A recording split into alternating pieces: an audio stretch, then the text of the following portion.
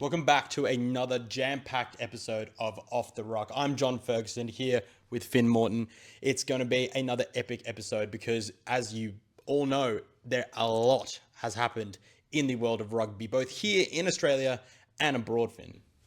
Yeah, a few things have happened, Fergo. Lions, Lolesio, Joseph Suaalii, both unfortunately injured over the weekend. Will Jordan across the ditch with the Crusaders. He suffered a knee injury as well. Wallaroos played the Blackferns at Newcastle on Saturday. Another pretty interesting result as we look ahead to the World Cup, and just a little bit's going on. So plenty to talk about.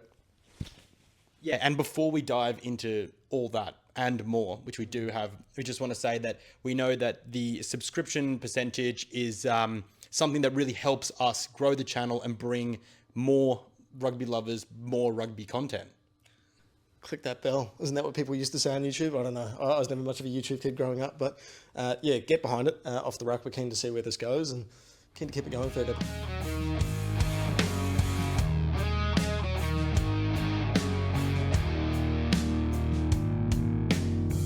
Well, before we give you the classic wrap-up of the round that has just been in Super Rugby Pacific, we have some big Wallabies news. Well, not necessarily news, but have been developments. And Finn, you were part of these developments, so maybe you take us through what's happened today. Yeah, I'm debuting against Fiji. Really excited.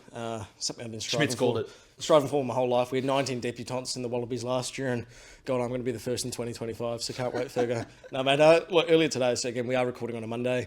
About 10, maybe 11 of us invited to Rugby Australia. We sat down in a boardroom with Wallabies coach Joe Schmidt and discussed a lot, Fergo. Covered a lot of topics, which is exciting.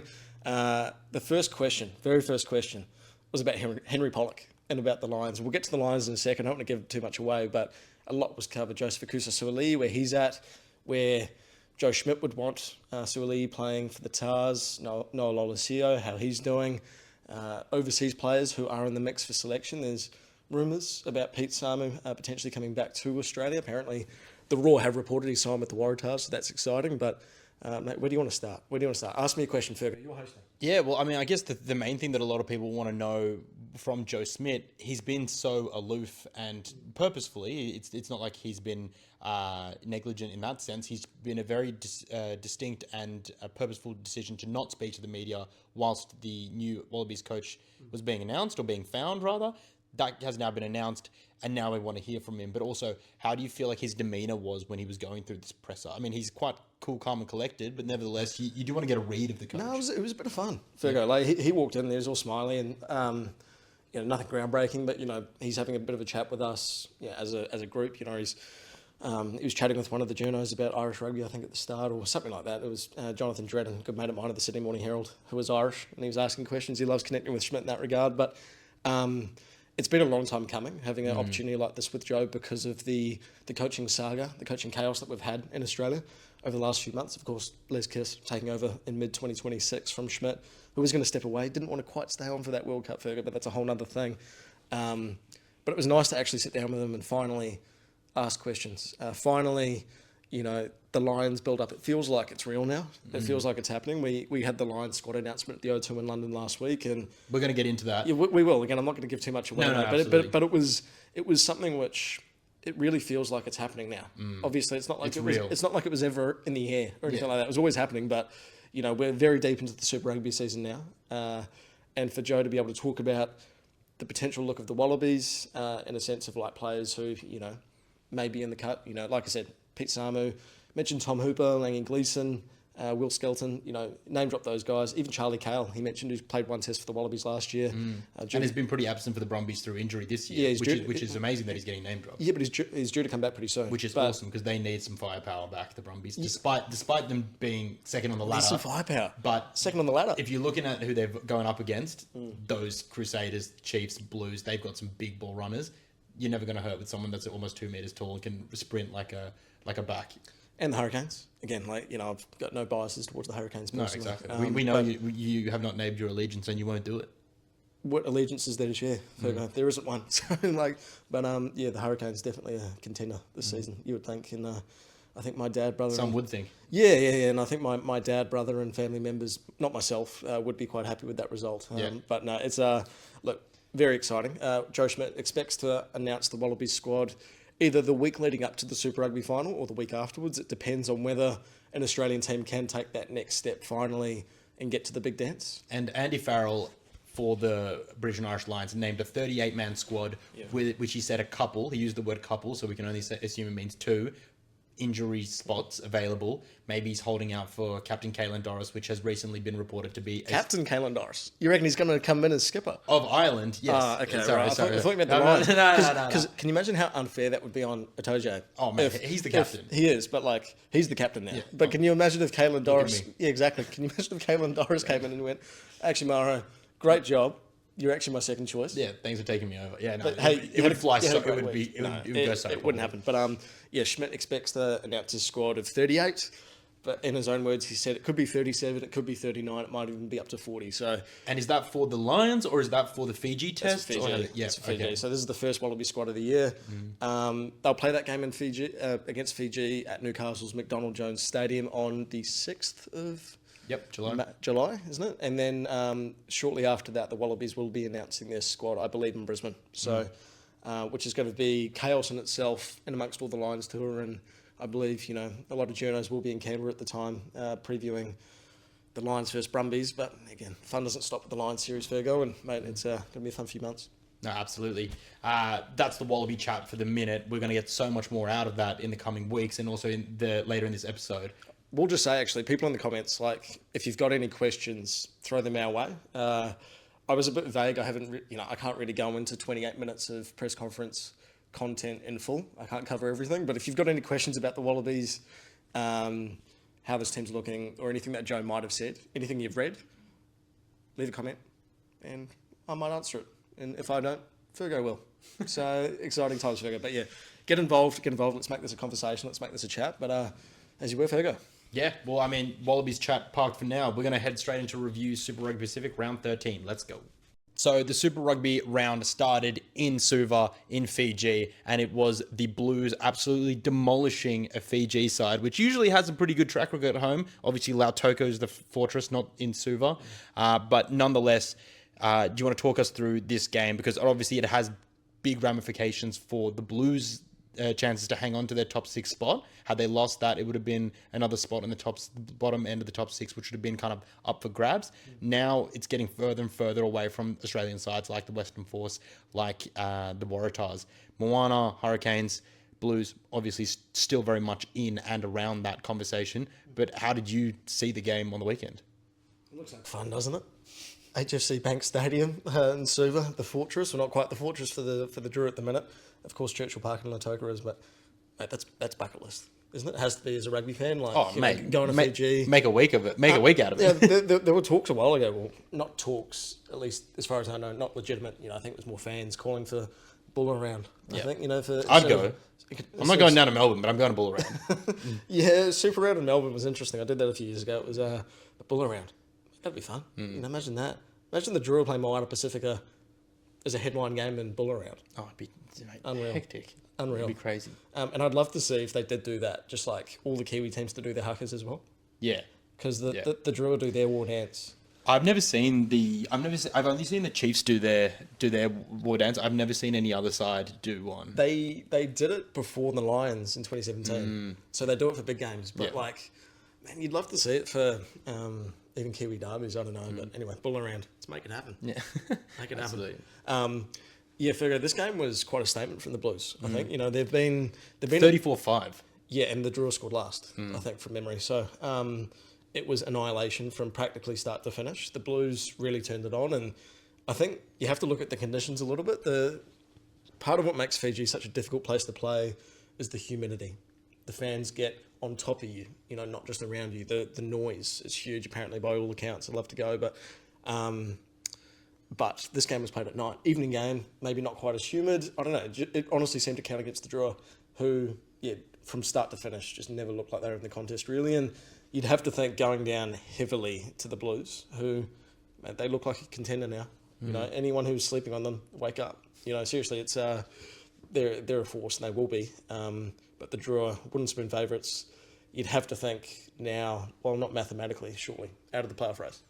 Yeah, I mean, again, you and I have stated before that we're not great at maths still, and not at school either. But I'm working on it. yeah, but yeah, I can't see that happening. Nor do I think they deserve to. It's just one of those things where we want to see good finals games, and currently the way that the log's set up, if the finals were played now, there'd be some absolute humdingers of final games being played, and the best of the best, the cream would ride at the top. Well, remember, we've got I think people need a bit of a refresher before the playoffs, because it's something. I had a 4-hour round trip to Newcastle on Saturday, and I was talking to a good mate of mine, Nathan Williamson, at the Rugby Australia, and we were talking about what's it called, best loser or whatever, whatever the term they're using for it. Like, so basically, the top ranked team who loses in the quarterfinals lives to see another day. So, which I think is interesting in itself. Do they lose home field advantage though? Surely, if like the Chiefs, if they get the minor premiership or they get the 1 seed, surely if they lose their first, I think the top 2 are safe. Yeah, but even for keeping home field advantage. Oh, no, that I don't know. Because you'd be hard pressed. You'd feel filthy. I feel like you should lose it. Really? Yeah, I feel like if you lose, you get the benefit of a second chance. Yeah. But you shouldn't then get the benefit of having a second game at home. Can you imagine if the Force made it and the Chiefs have to go to Perth? That would be huge, wouldn't it? That would be crazy. Because, as we know, Kiwi teams don't do well in Australia this year. Yeah. Thank God for the Hurricanes, and that's the first time I've ever said that. But they got the draw in Perth and they beat the Brumbies in Canberra. That's insane. Yeah. But yeah, look, this game.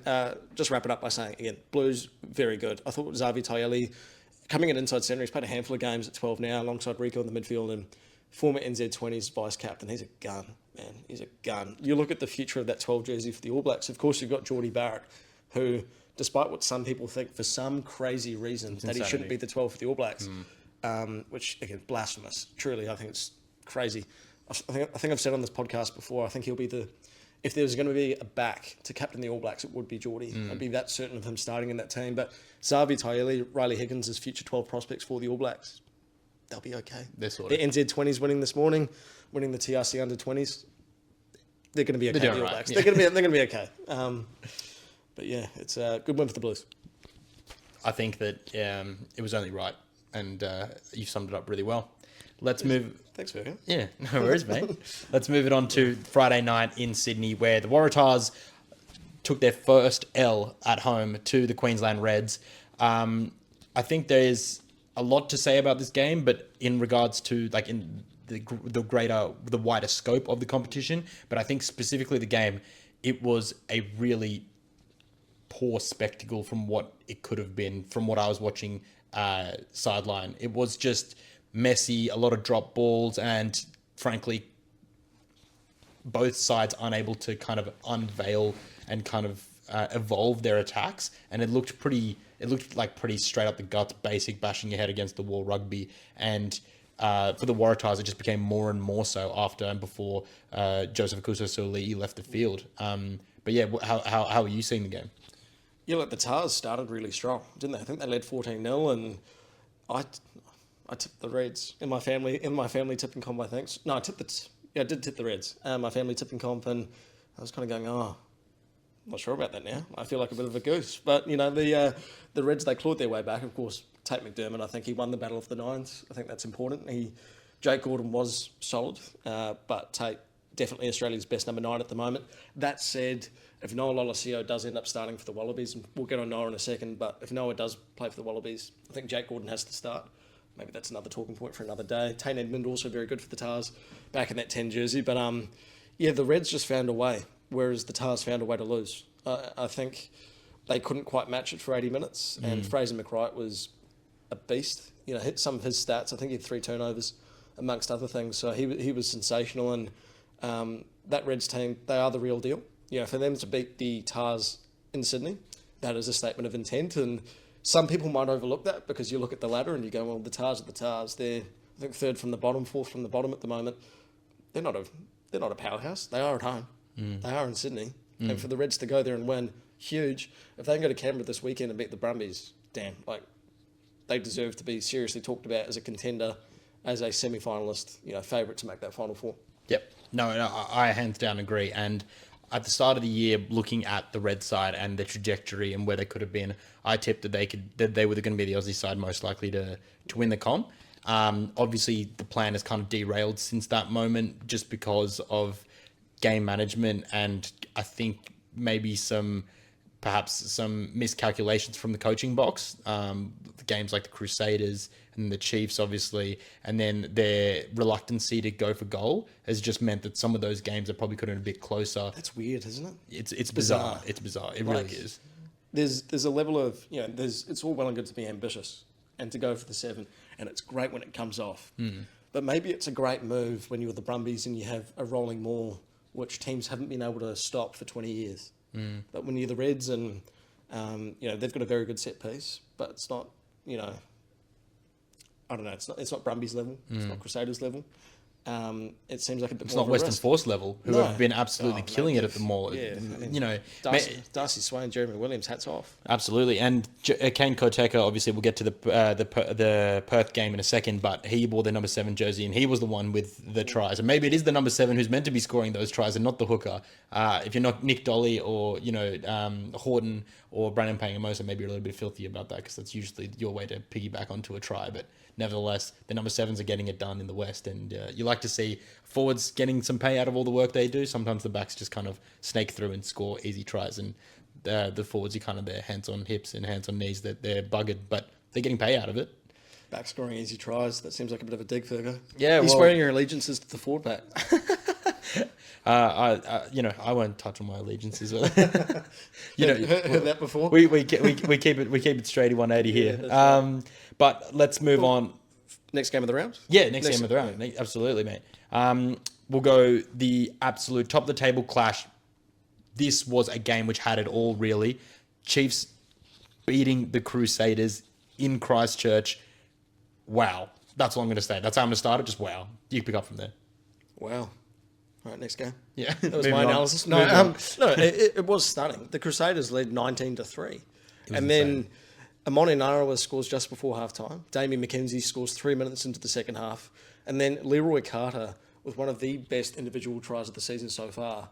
For him to go up the left flank, I think he cut inside someone, I can't remember who it was, and score probably a 67-metre gallop, was it? It was pretty decent. Former All Black 7-star, I do love my 7s, Fergo, as you know.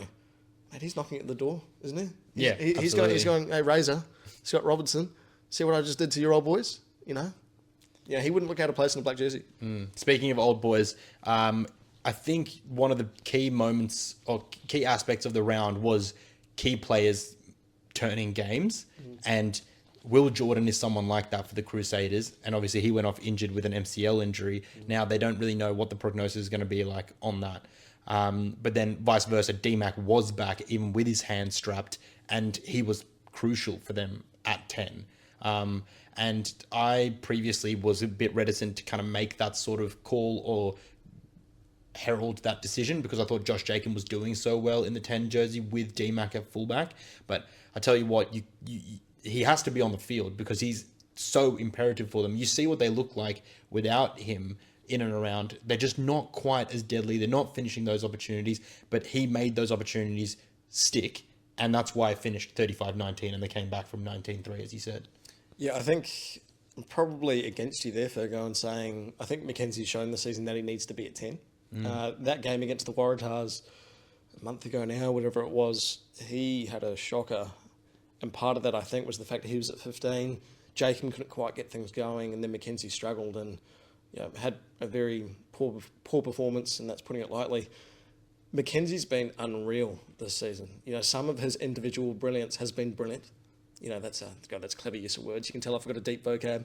But the thing about him is, you look ahead to All Blacks honours and stuff. He was named in World Rugby's Dream Team last year at first 5/8, despite Bowden finishing the year as the All Blacks' starting 10. But when you look ahead to 2025, who wears that 10 jersey for the All Blacks? Damien McKenzie is brilliant. But is he brilliant on a consistent basis enough to the standard that the All Blacks need of a test fly half? Or do you look at Bowden Barrett, who I don't think Bowden's had a bad game? No, and I think the question that you're asking is almost a... It's consistency. That's the important. Yeah, but I agree. But it's not redundant. It's just Richie Mwanga is the All Blacks 10, and I know that he's not able to be selected and he's not in and around that. But Razor Robinson in the past is trying to jump through hoops and try to make changes to be able to make him there. I think it just feels so weird that we're having this discussion when there is someone like Richie Mo'unga who's in Japan, who's clearly the coach's number one choice, and then now we're having to pick like between these two players, which Australia would love to have as one of their options. So it's like, you know, it's there's levels to this.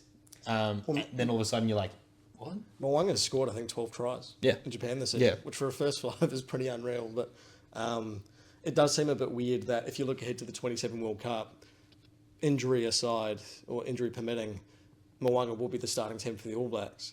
So was it almost better off the All Blacks going, okay, who's the backup going to be? Or better yet, who's the long-term successor going to be? Let's give them a run. Let's look at a Josh Jacob, a Ruben Love. Cam Miller, probably not. I think his ceiling at this stage is Super Rugby. I think he's got a lot of potential, but, you know, something... What's his age? How old is he? Very young.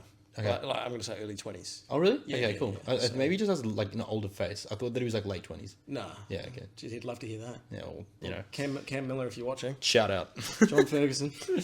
John Ferguson, ladies and gentlemen. Yeah. Good win from the Chiefs and statement of intent to come back from 19-3 down and score 32 unanswered points, I think it was, to win that game in Christchurch.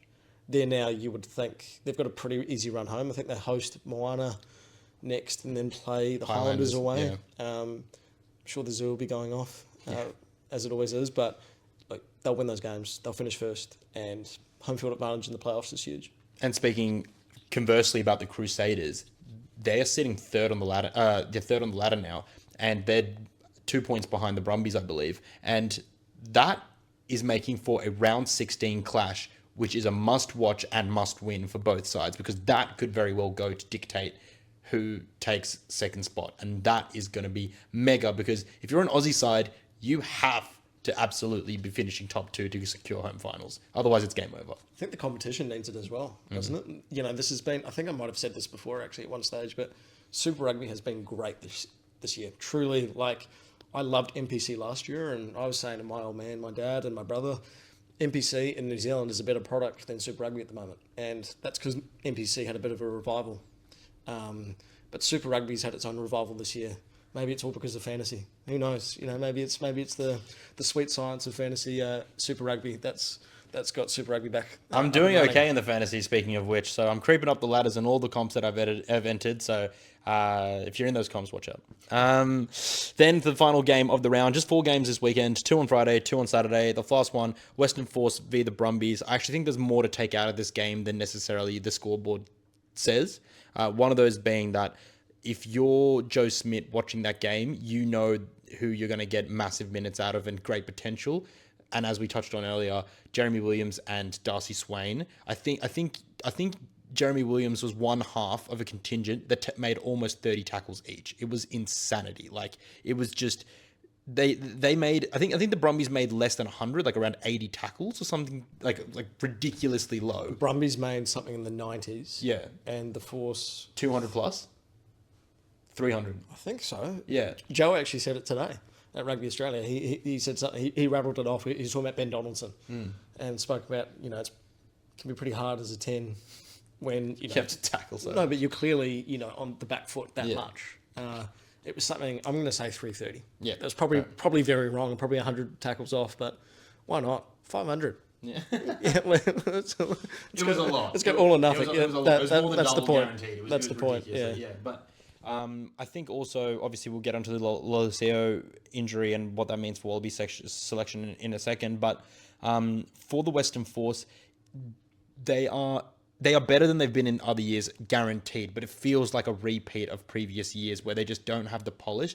And I actually think it genuinely comes down to game management, because they played in the wrong parts of the field and they had very little possession. And it's not like the Brumbies didn't kick. They did kick, but they did run a lot of like from the 40, about 30 onwards in their own half, they did run the ball a lot. So there were a lot of the phases in their own half. And I think that's something people should look at as far as percentage goes. But it just never felt like the Force were able to like exert any pressure onto the Brumbies. So do you kind of blame Ben Donaldson in a way? Do you have to? Like, again, like we're looking at Wallabies contenders at fly half in the number 10 jersey, despite, you know, the pushback the Force might be getting in terms of defence and back football and whatnot, do you have to look at someone like Dolo and go, look, some of this game management does have to go back to the 10? Doesn't it? Like I would say some, but I also look not saying at all. No, but I'd look one further in. And although I think Henry Robinson has been a really good kind of foil for Joe mentioned him. for Nick White, I think his ability to kick has been quite good. But nonetheless, Nick White is someone who can hit a 50-22 when he sees the opportunity to do so again. Well, you need a plan B, don't you? And that's what separates the good teams from the great ones. You know, you look at the Springboks, they've probably got 8 different plans. Yeah. You know, I don't know. They've got a lot of backup options, and it helps when you've got 8 forwards coming off the bench or 7 forwards coming off the bench, the bomb squad. And I'll tell you what, like, this is just, you know, like, I haven't been to South Africa for a couple of Springboks tests. When the bomb squad comes on, and this is just a completely different segue, but just bear with me. But or on a tangent, but like the ground announcer goes, and please welcome to the ground your bomb squad, and like all the forwards come on, and the crowd goes nuts, mate. Like, it's such a thing there. On the TVs, they have like graphics of like bomb squad, like it's fantastic. So I actually think they should start doing that with scrums. So they should make a moment out of the scrums, and so like, I don't know, just start chanting like scrum, or something. I feel like if any country or any league's going to start doing that, it would be Major League Rugby. I feel like that's a very American concept of like, ladies and gentlemen, it's time for the scrum. Scrum time. Yeah, that wasn't an attempt at an American accent, by the way. That was my attempt at an American Jesus, accent. really? Yeah. But because I think like people often complain about like it being a boring aspect of the game, but I feel like if you hype it up, like for instance, the Waratahs have tried something new where they've gone like a "We Will Rock You" kind of clap.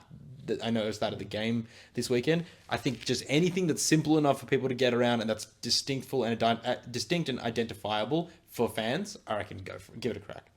New South Wales. That's what we need to bring back. Seriously, like we had that a few weeks ago. That one went hard. Brumbies, That one went hard. And it was actually like goosebumps. Yeah, it's sick. Didn't hear that once against the Reds. No. And they try to make the Tars Reds like a state of origin type matchup, right?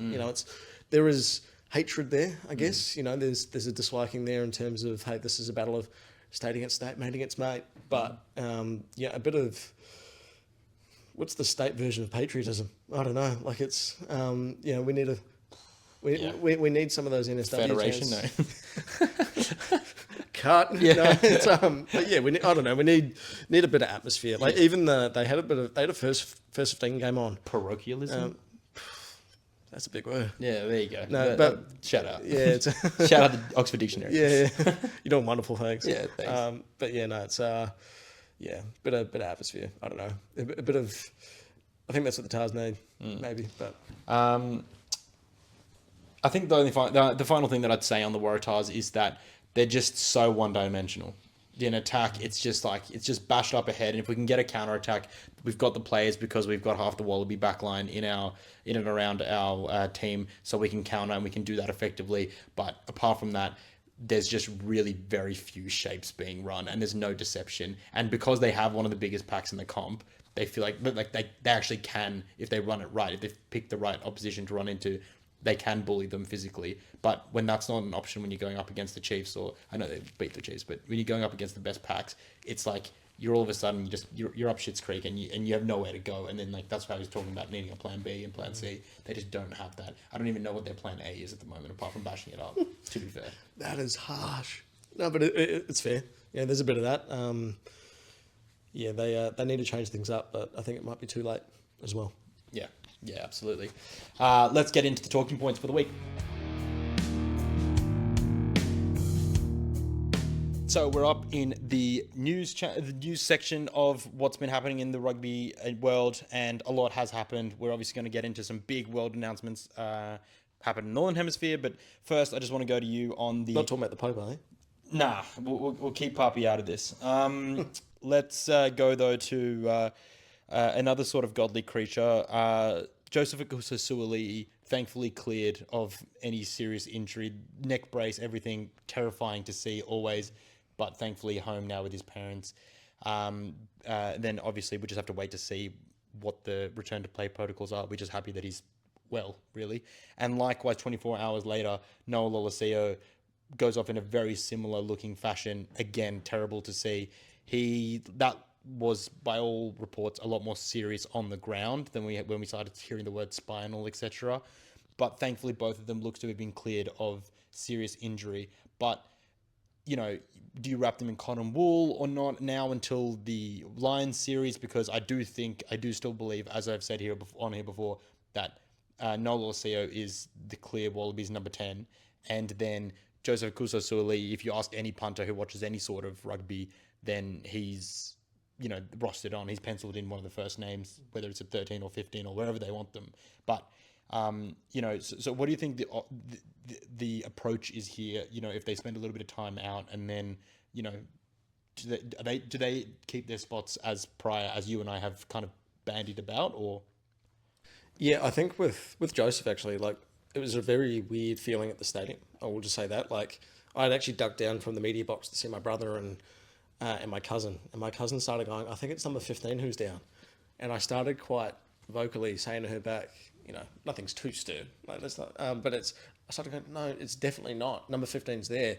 And I was pointing at Jock Campbell because I couldn't fathom, as weird as that sounds, the idea that Joseph Suaalii was injured to a point where he was going to be in a neck brace. Because it's so catastrophic for Australian rugby, the idea that if he were out of the Lions series, you're paying this guy top dollar. And not just on field, but off field, what that guy means for Australian rugby already. I just couldn't understand the idea that, he might get injured. I thought he was Superman, I thought he's invincible. But that was a scary moment. Good to see that, like you said, Fergo, he is cleared of neck or jaw injuries, and you were thinking broken bone, like knee to the face. You're thinking that's a cheek maybe, or something. It's just terrible. I was sitting next to a mate who Googled how long a broken jaw takes to recover, and we were going 6 to 8 weeks. That's cutting it fine for the Lions series, and that was obviously speculation on our end at the time. But it was a concussion. He was back at home with his family by the time the Waratahs game finished, from what we understand. So he won't play this weekend, obviously, and I think the stand down's at least 12 days from when you stop showing symptoms. So let's presume, to go back to your original question, let's presume that he's available for that last game for the Waratahs, which is across the ditch against the Blues at Eden Park. If the Waratahs are out of the finals race, what's the point? What is the point of putting him out there and potentially him doing something else? It just doesn't make sense, does it?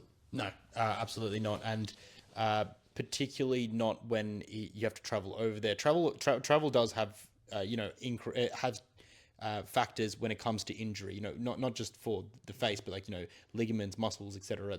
Being sat in that position for that long, travel has its impact. And as you say, if they're not gonna push on to finals, what's the point? He has previously said though that I don't want any more rest. I want to play. I'm here to play. I'm getting paid to play. I want to play. I really respected that from him. Whether that's wherever that's coming from, I really respect it. But then again, if you're Joe Schmidt and you say to him, hey mate, you don't really need to play this weekend. Joe wouldn't say that. I can tell you what he told us today. Yeah, please do. He did say that he wants to see Joseph back on the field. He wants to see Joseph getting minutes, getting runs on the board, even if that is a 15 at the Waratahs. Now, someone did ask him, how do you feel about Joseph playing 15 at the Waratahs when at the Wallabies last year he was an outside centre, and have there been any conversations between Schmidt and Dan McKellar at the Waratahs about where best to play Suaalii? And Schmidt doesn't care.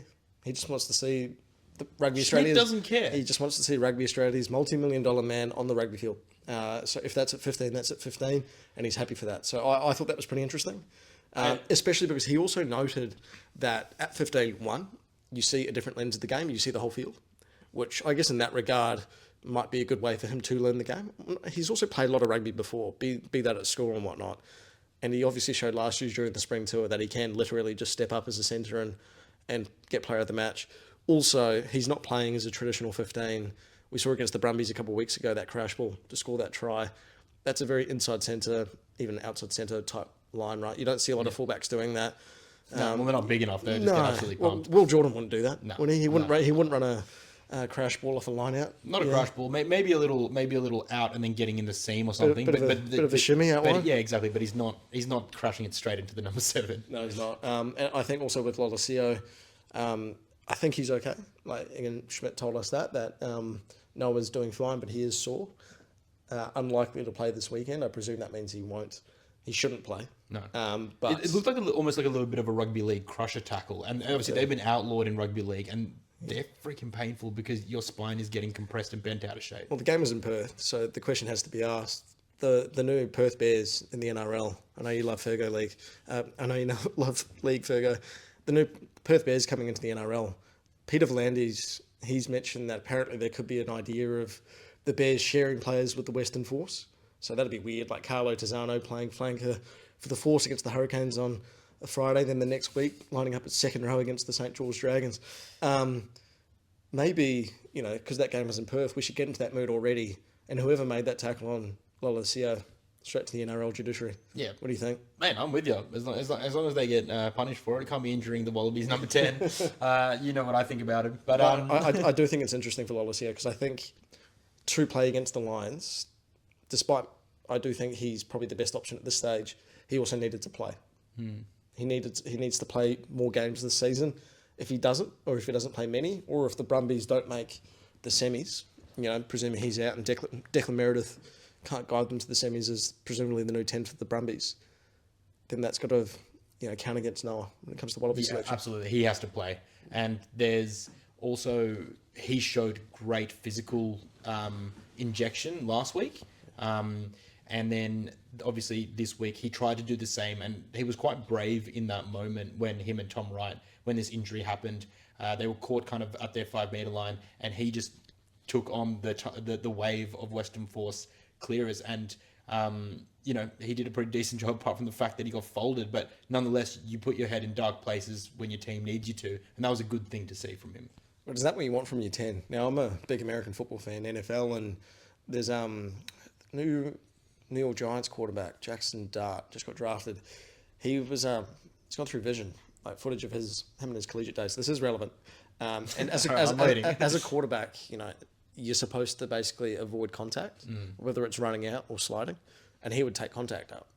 You don't want that from your main man, your game driver. Should that be the same in rugby union? Do you want to see your fly half, someone as small as Noah Lolesio, do you want to see him actually taking on that contact and putting himself in harm's way when you are so important to a team like the Brumbies and you are such a key player in regards to the Brumbies pushing on winning the title or challenging for the title? I think that it's more about showing that he can be that person who can run the ball. And I think that Ben Donaldson obviously has a bit more pace than both Liner and Lolesio, so he's able to get in and around and not take contacts flush. But Noah Lolesio, as we know, at age group, if we're talking about Joseph Akuso Suaalii playing age group, Lolesio played 12. He did. So he was crash balling, and he's played there for the Vikings in the Canberra comp a little bit as well.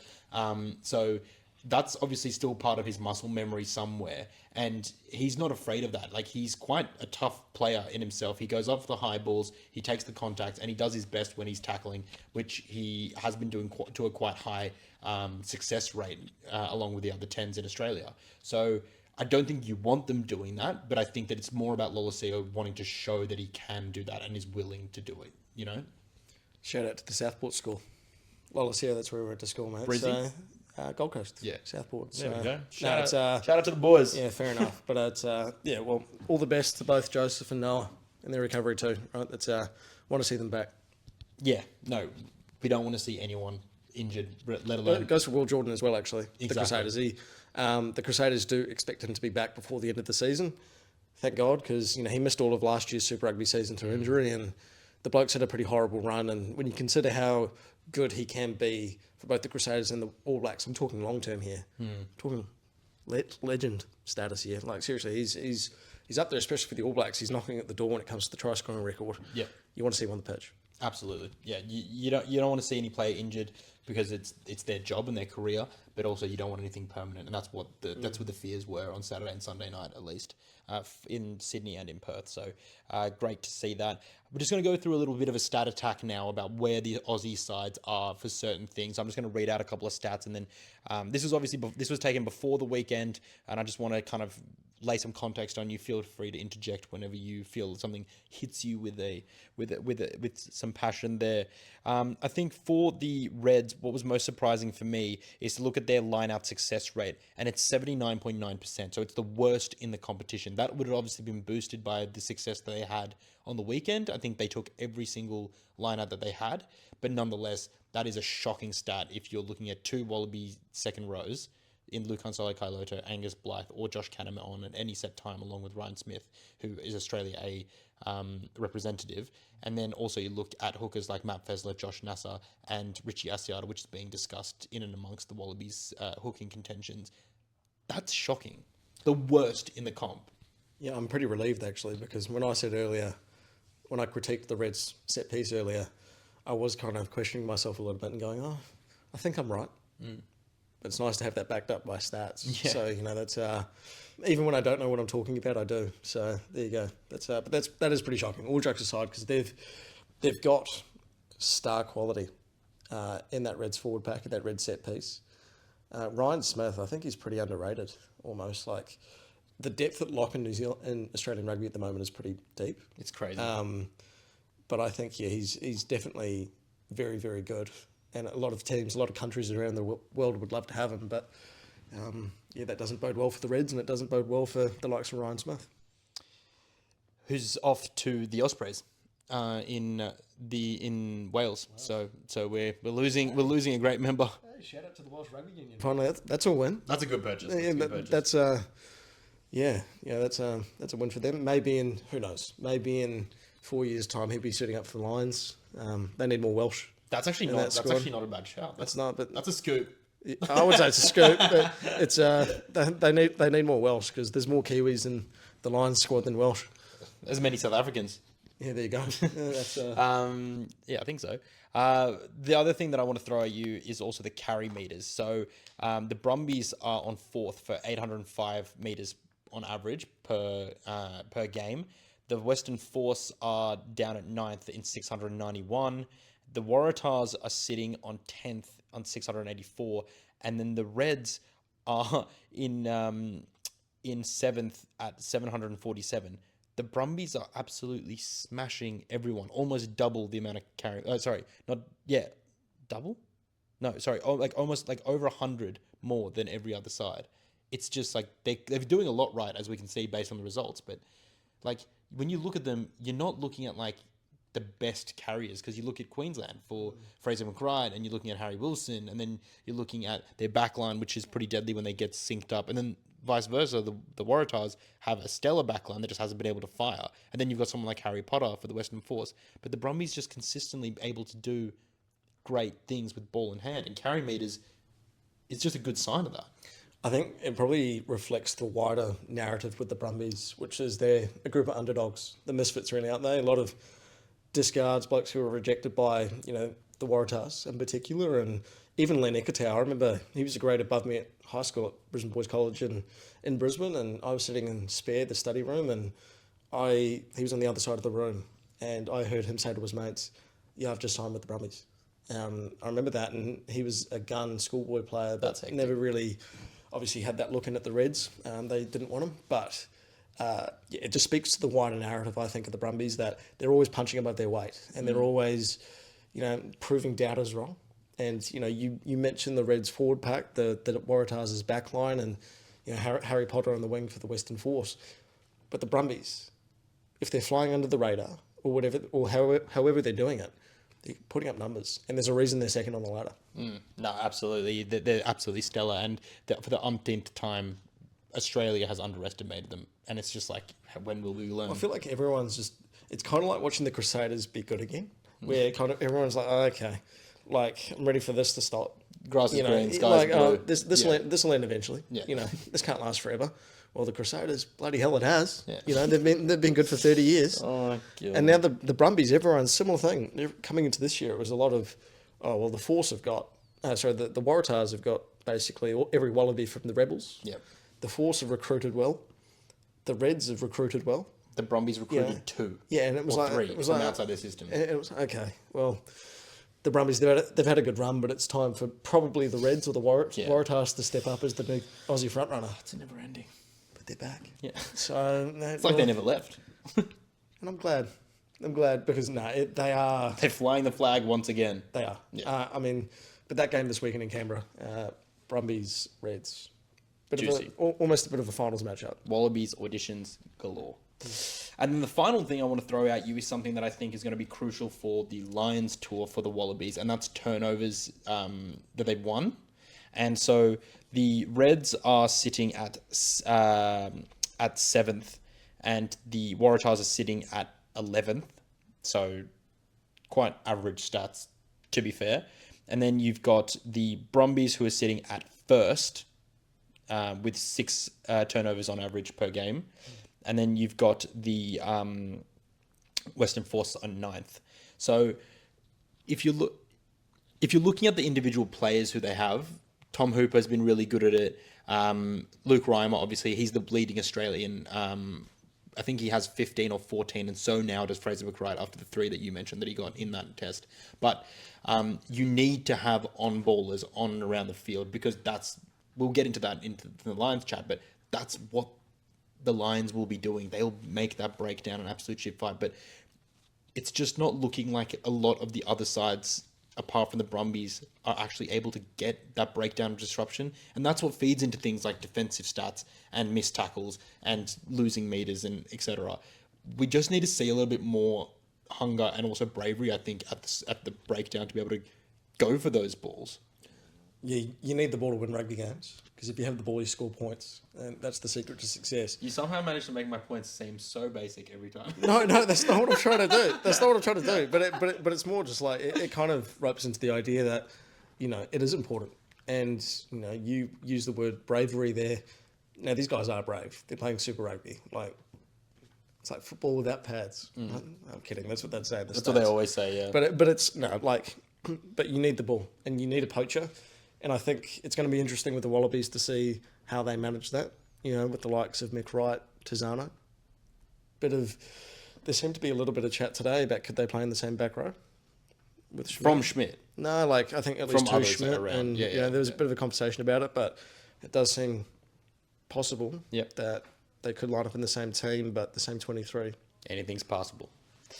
We'll speed through these next points. Give me your Wallabies second row options right now. Who are they? Like, if Joe's naming a squad 38, 39 up to 40, you'd imagine that he'd take 5 locks, either all like only lock players, or maybe takes 4 lock players and a fifth who's versatile. Who are you picking? If you just want to rattle off some names. Will Skelton's going to be there. Yep. Nick Frost should be there. Jeremy Williams should be as well. That's 3. Suaalii and Lolesio should be there, and he could cover 6, so he could be your guy. Tom Hooper could play that role as well, whether he makes the squad as well. He keeps getting mentioned. I think the last 2 press conferences I've been to with Joe, Tom's been mentioned a couple of times. I'm a big fan of Darcy Swain. I think he served his time in Test Rugby exile, and yep. I mean, there's still a lot of salty people out there, but I agree with you. I think it's time for All Blacks fans to forgive Darcy. Let's not have a repeat of Quade. I'm more for patriotism and supporting your team, but let's just move on. Whether or not Quinta Pye wants to move on is a different story, but Darcy's knocking at the door as well. Then you got Ryan Smith, Angus Blythe capped last year. I'd go Will Skelton, Nick Frost. I think my starters would be Skelton, Williams, Frost off the bench. Frost could play 6. Suaalii and Lolesio. I'd probably have Swain in there. Yep. No, I agree. If the only thing I would change around is like the order of preference, and I don't know if you did them like this, so no critique on the list that you gave, but I'd put Swain ahead of Luke Suaalii and Lolesio. I think he's been running quite upright, and he just hasn't been able to use, because he's one of the heaviest blocks, so he just hasn't been able to use his bulk in the way that I think you'd like to see him use that. But I think the only reason Lucan would get in there, one, he was also very good for the Wallabies last year. Yep. And I think that has to count for something. People have short-term memory and sometimes, and it can be easy to focus on super recency form. bias. It's very important, super form. But also stepping up to that Wallabies environment and doing a job. You want guys you know you can count on. Lucan's that. Big body, can cover 6, can cover the second row. Maybe he's your bench option. Because if Carlo's going to be on the bench, you're going to have to go with the 6-3 split. Yep, absolutely. So you want that guy who can play second row and potentially cover the back row. So I think that's why Lucan probably... Maybe, but anyway, as you were. Just on Tom Hooper, because he didn't necessarily make my list. I think that he might just slip straight into the back row stocks, because I think he's been doing really good there. And I know that he can only technically play 6, but if you put him in a match day squad, he's a great 20 or 21 option, jersey 21 jersey option. Quick touch on the Wallaroos showing absolute grit in Newcastle, despite going down to a very, very impressive Blackferns team, unveiling some great talent that I know that you spoke with. We'll just go there straight away now. The young fullback, Jesus Christ, Braxton? Is it a hyphenated last name or is it just Braxton? Braxton Sorensen McGee. Yeah. She's 18, Jesus. rookie and Super Rugby Rookie of the season. And I wrote this today. She's playing in a Blues team alongside the likes of Wallaroos, Portia Wycliffe, who had the Bont, giants of the game. But this 18-year-old, she's standing tall. She's rubbing shoulders with these giants, and she doesn't look out of place. Very excited when she was named in the squad. I saw the video. People were very excited when she was named in the 15 to debut against the Wallaroos. And then in the first 29 minutes, she touched the ball once for three metres. So it wasn't exactly like a starring debut to start with. Then she scores a pretty controversial try, I will admit, out wide. Desiree Miller coming across for the tackle. Braxton, somersault finish, may have knocked the ball on. She told me she didn't. I trust her. And then she scored another one just before full time. I can tell you Braxton wasn't going to get player of the match until she scored that try. Olsen Baker, the back rower, she was from the Blackferns until at the 78th minute mark. I think I was told she's player of the match. And then Braxton slices through the defence. And then a mate of mine from Rugby Australia comes in and goes, there's been a change. Braxton's now player of the match. Rub it out, write it back down. Exactly. Braxton's on. But no, great win for the Blackferns. World Cup year, looking to defend their World Cup title yet again. As for the Wallaroos, Eva Kapani's try early in the second half, that was the Wallaroos' first try on Australian soil against the Blackferns since 2022. That's a stat and a half. So, and then Great to see. They followed that up shortly after with Ashley Masters crashing over, having come off the bench. She was giant. She was absolutely stellar for the Wallaroos. She laid Braxton out. She did, Why would you run at Pomeray and Ash Masters? She gives me like Siona Tuipulotu stockiness. Like she's like absolutely jacked. Incredibly experienced as well. Yeah. Very important member of that team. But yeah, look, it's I wrote the Wallaroos have closed the gap. It was a 14-point game at one point, and God, I had some journos next to me who were daring to dream, maybe. And the Wallaroos have never beaten the Blackferns. It's now 28 consecutive wins for the Blackferns. But yeah, credit where it's due. Jo Yap, the coach, she's done a good job. Rugby is a results-driven business at the end of the day. I get that, but you've got to take a step back sometimes and acknowledge when there is progress. Even when a win over a team like New Zealand, who are a juggernaut in women's rugby, just as they are in the men's, there can still be progress even if a win's not there just yet. But it's coming. We've seen that in Super Rugby Women's. Tar's very good. Champions final against the Blues. First crossover final. That was great. Big year ahead. Women's World Cup. Should be good. Super exciting. Yeah, I just wanted to highlight Charlotte Caslick and Desiree Miller, the two wingers. I thought they defended very well, and I thought that particularly Charlie Caslick, you can see her experience, particularly communicating in defense. She's pointing, she's yelling, she's marking up, and it's just really nice to see that that's something that she's bringing, that level of professionalism is something that she's bringing to that environment. Extremely exciting. And Desiree Miller, I think that she's always a hard worker, and despite, being most well known for her try scoring ability, I just think that she's showed that she really got into the nitty gritty and the tough stuff on the weekend. So really promising signs, really good stuff. Thought Lane Morgan at 9 actually just makes that backline, lifts the standard of that backline significantly. T Hines at 10. T Hines at 10. Yep. I think that was a good step forward for the Wallaroos. I think they found their 10 now that she switched over from 7s, and Caslick, I think, looked a bit frustrated on the wing, actually. So did Fredericks at outside centre. I think they wanted the ball a bit more. It was a lot of one-up running from the Wallaroos, but again, progress. They've got the USA this week in Canberra, Alona Ma, rugby's biggest name.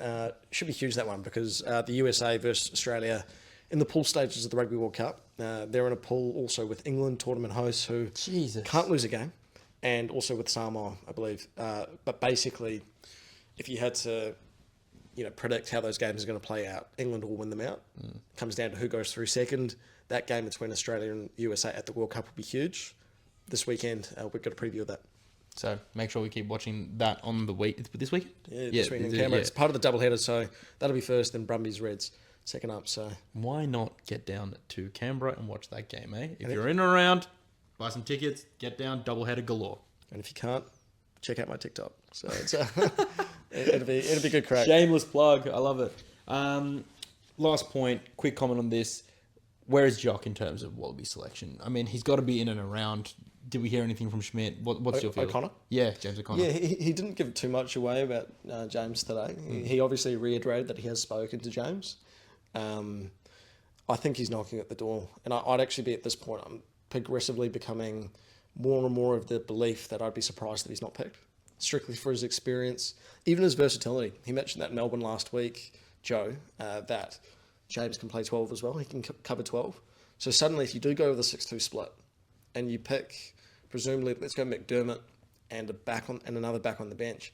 If you can pick O'Connor, who can play 12, he's also played wing.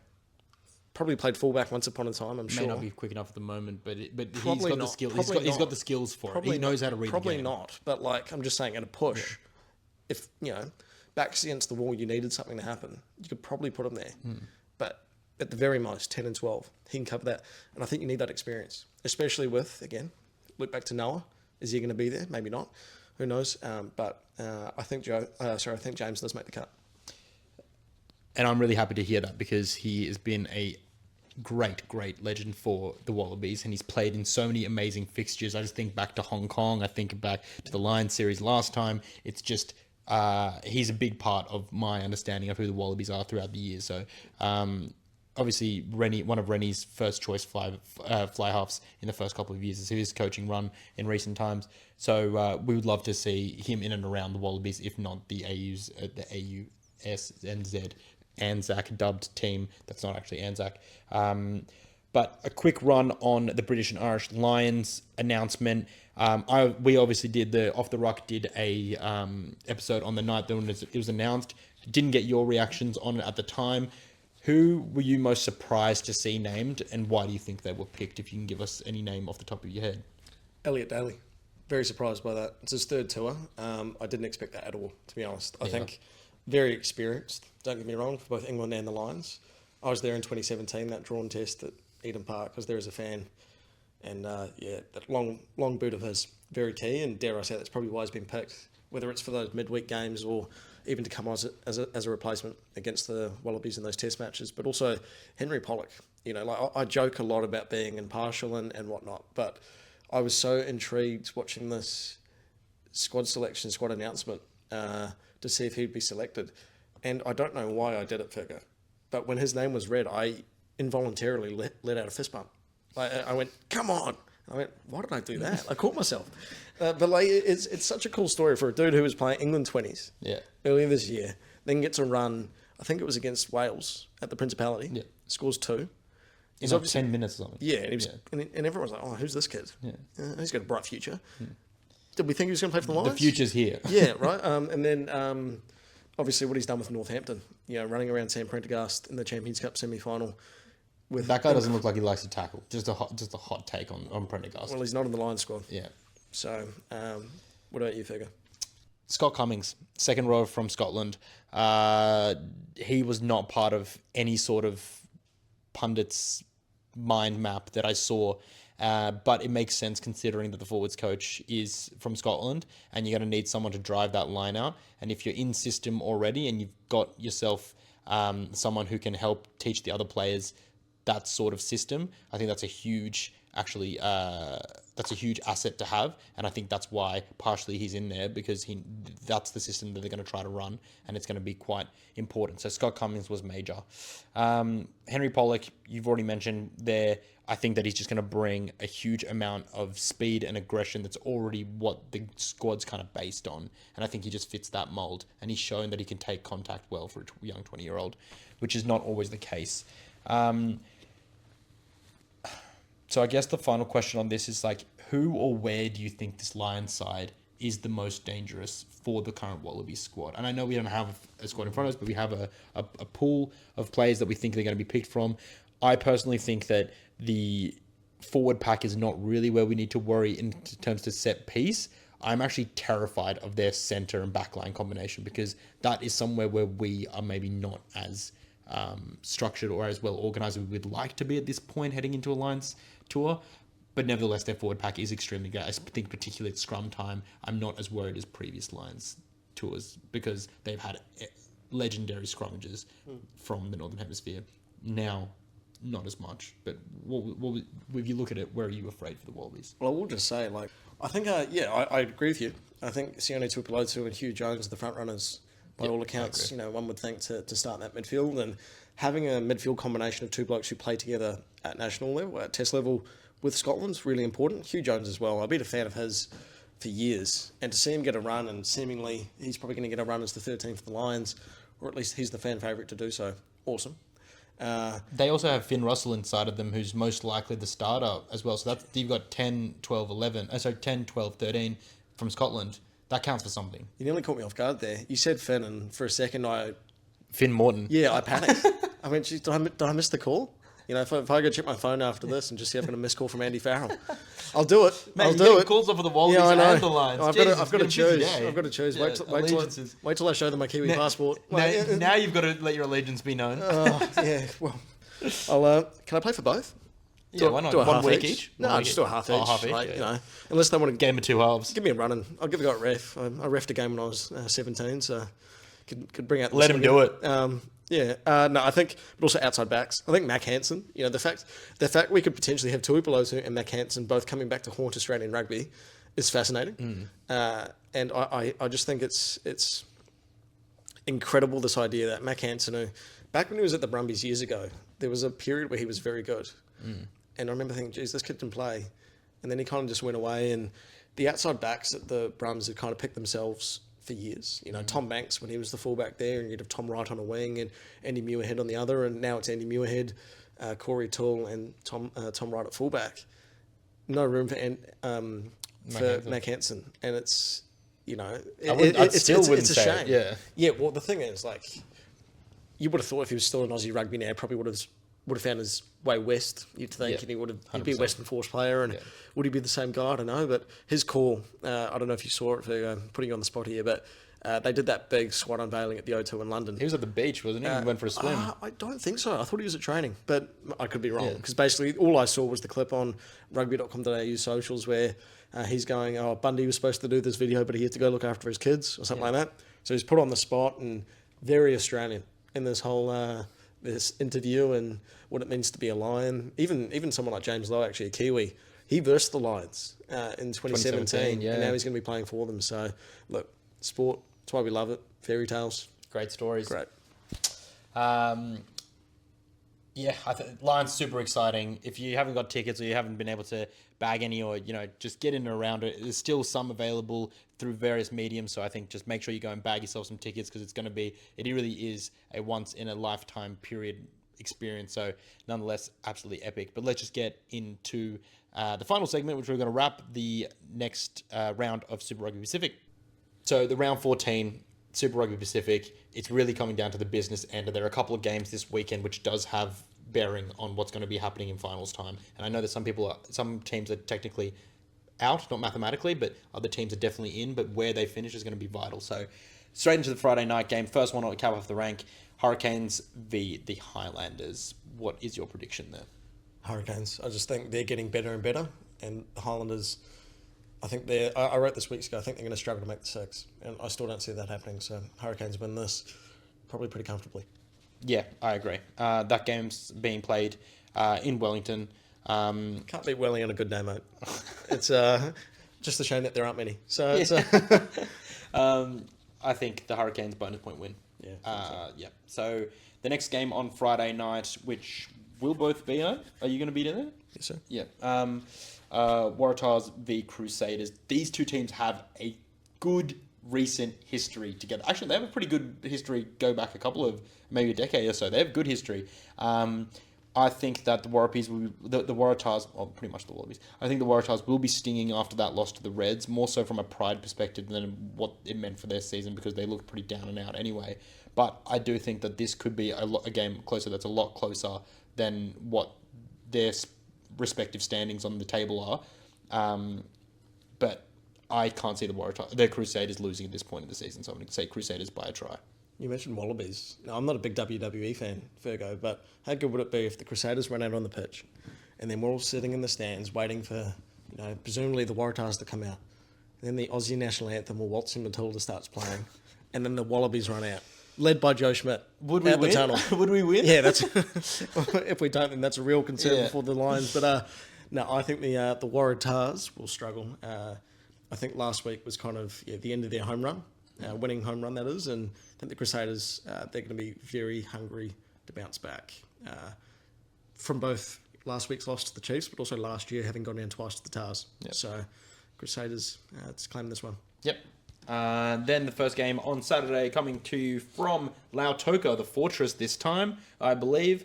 Fiji and Drua hosting the Western Force. Can the Western Force make their last-ditch effort? Because they only have 2 more games, so they have a bye in the round 16. So this is their second last game to be able to make the top 6. I'm going to say yes. Western Force can get this win.